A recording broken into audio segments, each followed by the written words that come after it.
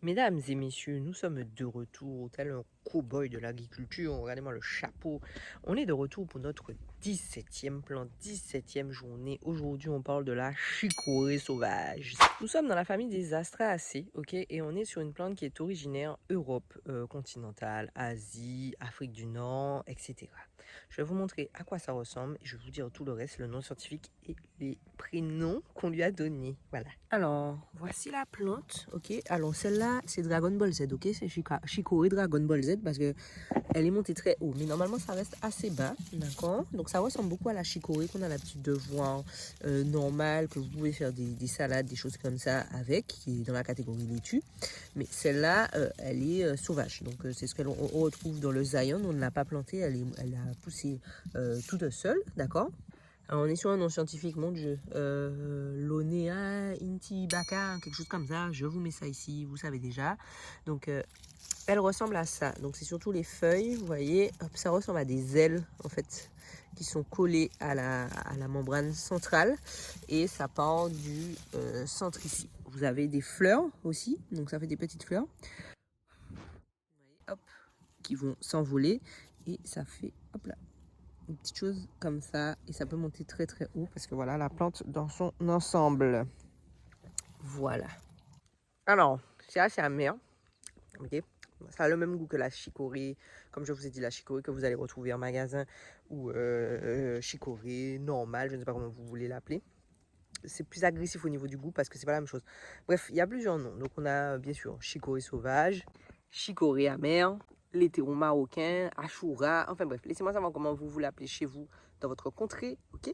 Sans plus tarder, on passe à son utilisation. Alors, il faut savoir que, elle est à côté de moi, hein, dans certaines contrées, donc comme je vous ai dit, les feuilles en fait sont consommées crues, comme ça, directement. Elles sont légèrement amères, mais vous pouvez les consommer sous forme de salade. C'est les jeunes feuilles, hein, surtout, hein, comme à peu près tout, comme pour les épinards, etc.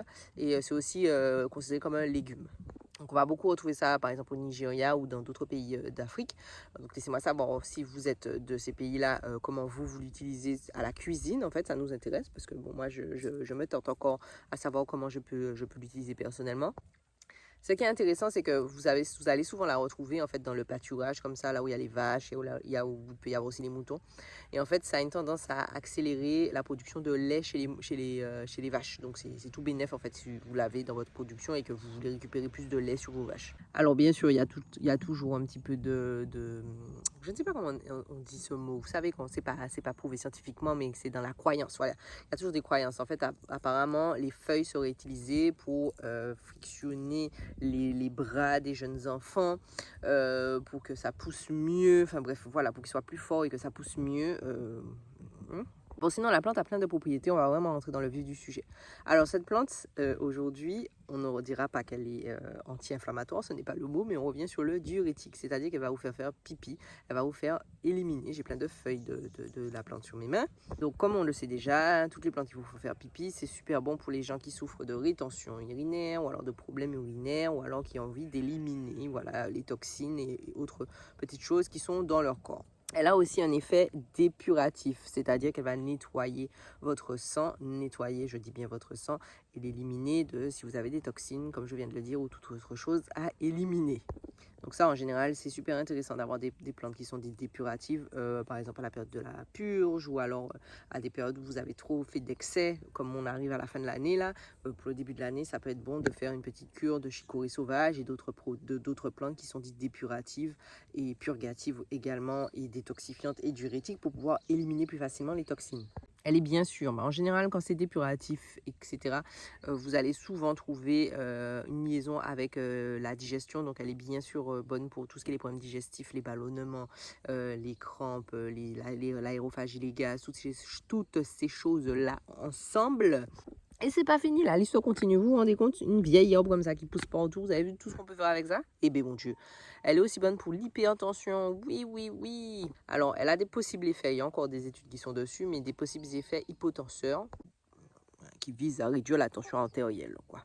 Vous savez déjà, antioxydants, hein, on en a vu beaucoup ce mois-ci, enfin, on en a vu beaucoup sur le calendrier des plantes là de cette saison, c'est-à-dire qu'il va bloquer les radicaux libres. On en a déjà parlé. Si vous êtes nouveau ici, je vous invite à regarder les autres vidéos. Mais normalement, à ce stade-là, je n'ai même pas besoin de vous répéter ce que c'est, qu'est-ce que ça fait vraiment dans son entièreté. Vous êtes censé savoir. Apparemment, dans pas mal de pays, c'est mis en avant aussi que ça traite la jaunisse, le foie, les problèmes de foie, les problèmes de peau, la toux. Et bien sûr, comme on l'a vu pour les vaches, ben c'est aussi, ça va vous faire, voilà, ça va vous faire du lait, voilà. Donc vous voyez, c'est une plante qui est quand même pas mal, qui a beaucoup enfin, qui a beaucoup de vertus en fait, qui ne paye pas de mine comme ça, mais qui est super intéressante. Vous pouvez utiliser les feuilles, donc comme on l'a vu, hein, majoritairement ce sont les feuilles qui sont utilisées. Soit vous pouvez les consommer comme ça, soit vous pouvez faire une forme d'infusion de décoction. La décoction, maintenant je pense qu'à ce stade-là, vous savez que vous faites la décoction et vous rincez par exemple en externe vos plaies. Si vous voulez l'utiliser en interne, vous faites plus une infusion. Maintenant vous faites ce que vous voulez, je vous ai déjà dit, si vous voulez faire une infusion, une décoction, les autres cafés, ça doit... Moi je vais pas venir vous courir après, sonner à votre porte et vous dire c'est pas ça qu'il faut faire. Bref, on passe dans le jardin. Bon, c'est une plante qui est quand même assez résistante. C'est une mauvaise herbe. C'est considéré comme une mauvaise herbe, comme vous l'avez vu. Ça pousserait bien au soleil. Par contre, ça a besoin d'eau. Hein. Donc, ça va toujours se mettre... attendez, je vous montre ça. Regardez. Regardez. Ah, et mon Dieu, j'ai failli perdre le téléphone. Regardez, vous voyez. C'est une plante qui va... Attendez.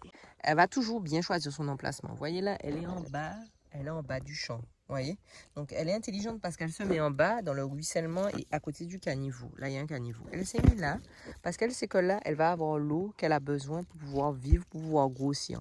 Quand vous coupez, vous voyez que vous avez une espèce de petit lait à l'intérieur et que c'est très creux et c'est plein d'eau en fait. Donc c'est une plante qui a quand même pas mal, qui a besoin de beaucoup d'eau, ok? Et donc c'est pour ça. Elle est un peu dans le même principe que les laitues, les chicorées ou autres. Ça a besoin d'eau et de soleil. C'est deux éléments essentiels pour pouvoir la faire pousser. Elle est sauvage ou semi-sauvage, mais vous pouvez trouver des versions qui... Ce ne sera pas forcément le même nom scientifique, ce ne sera pas forcément la même plante, mais les chicorées en général sont très bonnes aussi pour la digestion. Vous allez trouver des variétés qui vont être avec d'autres vertus en fait. Mais ça va être toujours la même chose. Soleil et eau. Voilà, de préférence. Bien sûr, un sol bien drainé, d'accord, on n'est pas sur un sol qui ne fait pas rentrer l'eau, on n'est pas sur ça, on veut un sol qui soit bien drainé. Et voilà, vous allez avoir des chicorées sauvages. Vous avez quelqu'un qui a de la chicorée sauvage, vous avez vu, hein, vous allez avoir les graines à un moment donné dans ici. Non, mais je ne sais pas si voilà, là ici.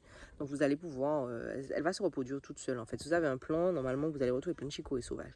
Nous on n'en avait pas de ce côté-là, du côté du champ. Donc ce côté-là, pour ceux qui sont nouveaux, c'est le côté qui donne sur la mer. Il était de l'autre côté, la chicorée, il y en avait pas mal de l'autre côté. Et puis là maintenant de l'autre côté ça a disparu et maintenant elles sont ici. Voilà. Il y a un magnifique oiseau, attendez. Vous le voyez? Je ne peux pas zoomer plus. Vous avez vu? Il est là. Ah mon Dieu, Gabou, ça doit être prêt. Il est là.